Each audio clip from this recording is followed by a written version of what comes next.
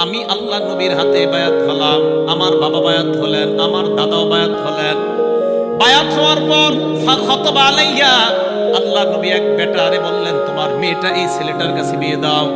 নবী নিজেই বিয়ের প্রস্তাব দিয়ে একটা মেয়েকে আমার সাথে ফানকাহানি বিয়ের ব্যবস্থা করে দেয়। তো বিয়ে হওয়ার পর আমার আব্বা ধনী মানুষ, আমি গরিব মানুষ, বাপে ধনী ছেলে গরিব, আলাদা হয়ে গেছে আর কি। ছেলে গরিব বাপে ধনী। তো বাপে কি করছে, ওনার আব্বার নাম কি ইয়াজিদ, কানা আবি ইয়াজিদ আখরাজা দানানি ইয়াতাসাদ্দাকু বিহা, বাবা স্বর্ণ মুদ্রা নিয়ে বের হইছে সদকা করার জন্য গরিব মানুষরে। ফাওয়াদাহা ইনদা রাজুলিন ফিল মসজিদ, মসজিদে গেছে, যাওয়ার পর এক ব্যক্তির হাতে দিয়ে বলল তুমি এক কাজ করবা, এই সদকাগুলা যাদেরকে যাদেরকে দেওয়া যায় তাদেরকে দিয়ে দিবা। স্বর্ণ মুদ্রা দিয়ে গেছে। ছেলে বলেন ফাজিতুহু, আমি ওই ব্যক্তির কাছে গেলাম। কার কাছে? আব্বা যার কাছে স্বর্ণ দিয়েছে, আমি গরিব মানুষ।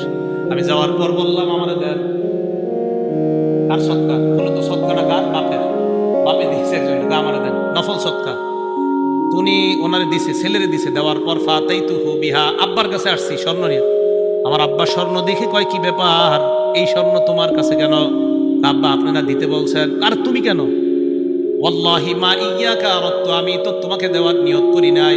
আব্বা আমি তো গরিব মানুষ, সমস্যা কি? নফল সদকা, আমি তো জাকাত কিন্তু দেওয়া যাবে না। জাকাত ছেলে বাবাকে, বাবা ছেলেকে দেওয়া যায় নাই, এটা কিন্তু নফল সদকা, মাথায় রাখবেন। আব্বা একটু নবীজির কাছে যাই, চলেন দুজন। চলো। নবীজির কাছে গেছে। কথা বুঝে আসছে তো আপনাদের? নবীজির কাছে যাওয়ার পর ফাখাসামতু ইলা রাসূলিল্লাহ, আমি নবীজির বললাম হুজুর এমন এমন ঘটনা। আল্লাহ নবী কয় ইয়াজিদ লাকা মা নাওয়াইতা, তুমি সদকার নিয়ত করেছো? কয় হ্যাঁ। কয় তুমি নিয়ত অনুযায়ী সওয়াব পেয়ে গেছো। ছেলেকে ডাক দিয়ে বললেন ওয়ালাকা মা আখাস্তা, তোমার বাবার সদকা করা স্বর্ণগুলা তুমি নিয়েছো? কয় হ্যাঁ। কয় যাও এগুলা তোমার। তাহলে নিয়ত করছে, সদকা কবুল হয়ে গেছে।